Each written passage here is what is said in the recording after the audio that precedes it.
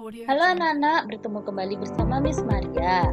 Kali ini kita akan kembali belajar tema 4 sehat itu penting. Subtema 3, cara memelihara kesehatan organ peredaran darah pada pembelajaran 5 dan 6. Pertama, kita ketahui terlebih dahulu tujuan dari pembelajaran kita kali ini. Yang pertama, supaya siswa dapat merancang gambar cerita dan membuat gambar cerita. Supaya siswa dapat mengetahui cara menjaga kesehatan organ peredaran darah. Yang ketiga, supaya siswa dapat mengidentifikasi isi atau makna dan amanat pantun, membaca dan menjelaskan amanat pantun. Yang keempat, supaya siswa dapat mengetahui akibat tidak adanya penerapan tanggung jawab dalam masyarakat. Langsung saja kita ke materi yang pertama, yaitu merancang gambar cerita dan membuat gambar cerita. Dalam merancang gambar cerita, kita memerlukan langkah-langkah dalam membuat gambar cerita tersebut. Nah, langkah-langkahnya ada 4 ya anak-anak. Yang pertama adalah menentukan tema.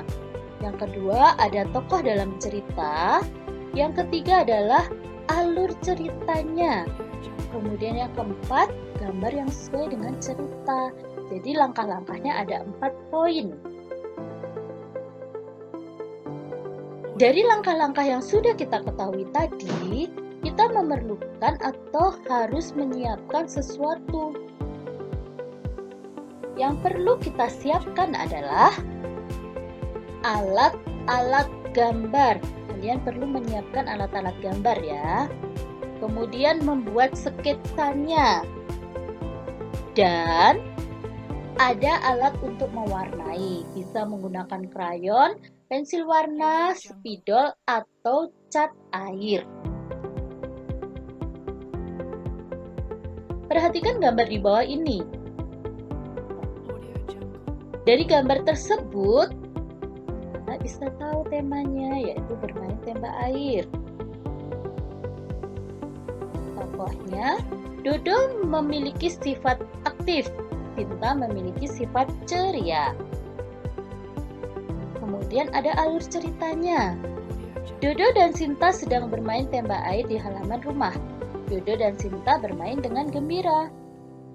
Kemudian yang terakhir harus ada gambar yang sesuai dengan peristiwa. Sudah ada ya 4 poin tersebut.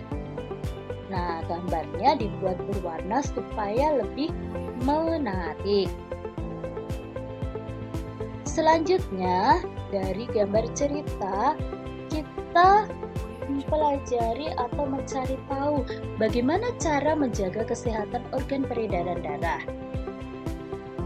Cara menjaga kesehatan organ peredaran darah yang pertama yaitu perlunya mengkonsumsi makan makanan yang sehat, bergizi seimbang. Kemudian berolahraga secara teratur dan beristirahat yang cukup. Supaya apa? Supaya peredaran darah kita lancar. Baik, kita lanjutkan mengenai mengidentifikasi isi atau makna dan amanat pantun, membaca dan menjelaskan amanat pantun tersebut. Nenek moyang kita telah memberikan banyak pelajaran tentang nasihat-nasihat kehidupan yang selalu ditelaah akan sangat berguna untuk bekal hidup kita.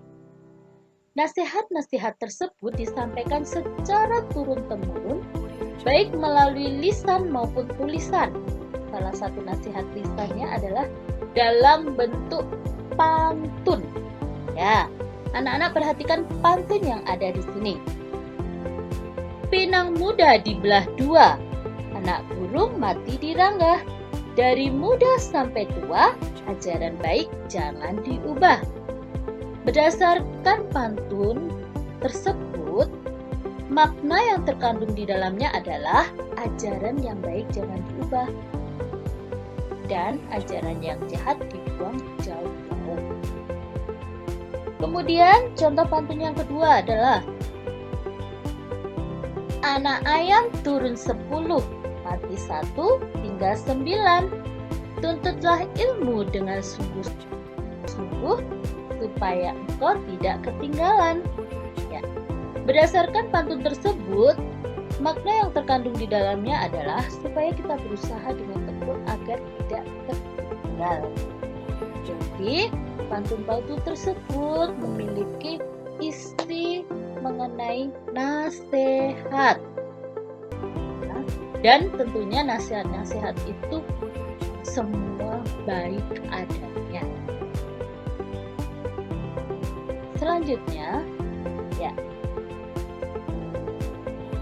mengenai akibat tidak adanya penerapan tanggung jawab dalam masyarakat. Coba kalian perhatikan gambar yang ada di layar kalian. Nih, dari gambar tersebut ada tulisan hentikan membuang sampah ke sungai. Miss berikan contoh ini adalah salah satu penerapan yang tidak bertanggung jawab di lingkungan masyarakat. Kenapa demikian? Karena membuang sampah ke sungai merupakan sikap yang tidak bertanggung jawab, karena itu akan mengakibatkan bencana banjir yang dapat merugikan seluruh warga sekitar. Jadi, karena tidak adanya rasa tanggung jawab tersebut, dia membuang sampah sembarangan ke sungai. Padahal sungai bukan tempat sampah. Ya, di sungai banyak sekali ekosistem di sana. Kalau kita membuang sampah sembarangan, sistem di sana bisa mati, airnya bisa tercemar. Kemudian kalau terjadi hujan, air tidak bisa mengalir dan mengakibatkan banjir. Tidak boleh dicontoh ya anak-anak. Baiklah anak-anak, itulah materi yang dapat Miss berikan pada pembelajaran kali ini. Nah, setelah kalian belajar dari awal sampai akhir sekarang, cobalah berlatih membuat gambar cerita. Yang pertama kalian lakukan adalah siapkan kertas gambar dan peralatan menggambar. Buatlah gambar cerita dengan tema tentang kesehatan.